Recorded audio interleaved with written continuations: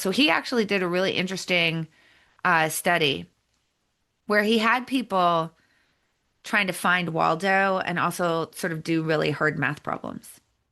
So it's sort of those two types of tasks. And what he did was he asked people in advance, if you know, like if I sort of find out how optimistic somebody is, how well do you think they're going to do on this task? Like how many math problems do you think they're going to solve? Like how quickly do you think they're going to find Waldo?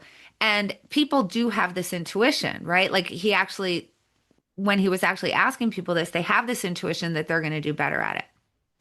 So he knows that the people that he's actually going to study think that if you're optimistic, you're actually going to do better on the task. So now he's got kind of a measure of how optimistic each person who's about to do this task is. And the question is it actually true? Are the more optimistic people, do they actually do better on these tasks? And what he finds out, this I think is so interesting, is they don't do better. They just spend longer. Mm. So in other words, like you, let's say, you or Jim, you're doing a math problem and it's really hard, and it's say beyond, what you think that you can solve.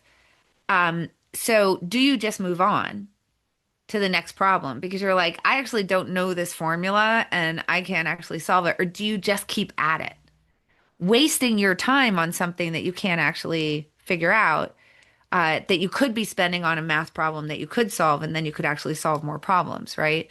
And if you're optimistic, you spend more time doing stuff that you're not actually going to succeed at. So they don't find Waldo more. They don't solve more math problems. They spend more time on the stuff that they're not actually going to be able to solve.